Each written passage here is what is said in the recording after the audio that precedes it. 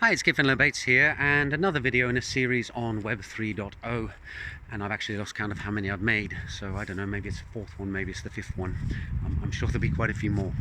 Anyway, now I want to talk a bit more about how the various pieces I've described for the web side of Web 3.0 rather than the blockchain side actually hang together, and how they genuinely connect in to the blockchain. So I talked about ethers.js or web3.js, which are JavaScript libraries that web developers can import into a web page in order to be able to create Ethereum transactions, for example, or trigger smart contract code.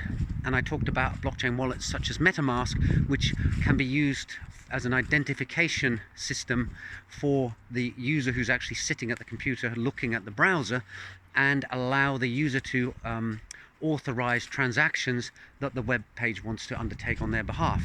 But of course, one piece is now missing, which is how does a web page that is displayed on a browser with all this code in the background actually hook into the blockchain? And the answer for that is that we actually use various service providers. There are some companies out there that are running web services, APIs, that the page can connect to, send data to, and they then forward it on, because what they're doing is they're actually running one or more blockchain nodes. So as a developer, if you've got a web server, you could run your own Ethereum blockchain node, and you could hook into it directly and query that node or send transactions to that node from your web server, and those transactions would initially be generated on a web page on someone else's browser and sent over HTTP to your web server. But that would involve a lot of work, because now you need to install an Ethereum node on your web server. You need to write some code to hook your web server, maybe it's Nginx, maybe it's Apache or something, to that node. And we don't like to, generally speaking, reinvent the wheel as software developers. So if someone can go to the effort of running such a service for us, why not use it? And there's a number of them out there. The most popular one is Infura, I think, at the moment.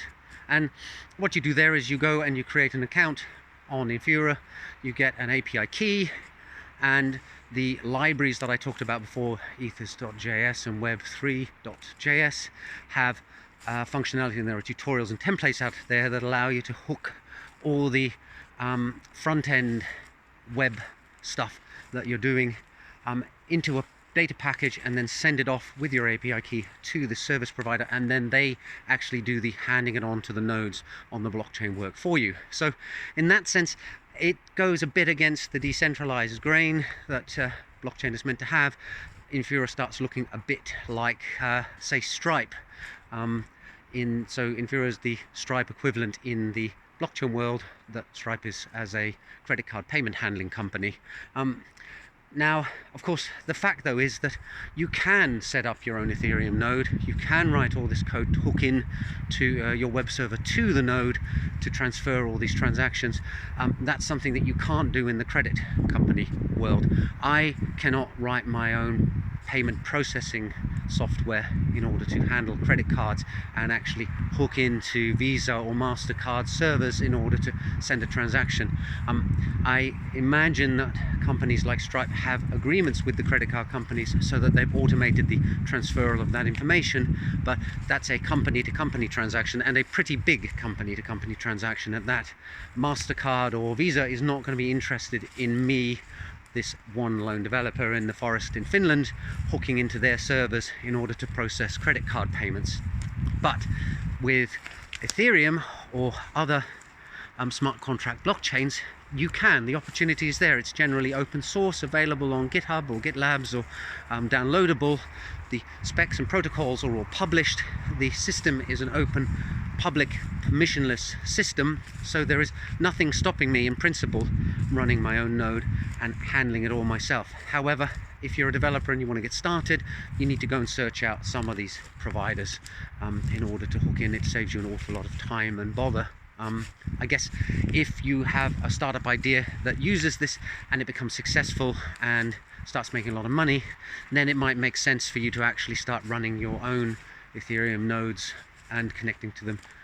But if you just want to build a proof of concept, That's a part that you don't bother writing yourself, in the same way that you don't write your own web server or your own file system handler or your own operating system. Why not build on stuff that's already out there, especially if it's freely available?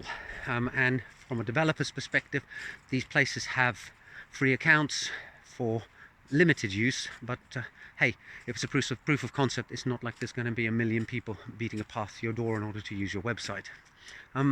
So in this video, I've explained how your web app hooks into being able to send transactions to the blockchain.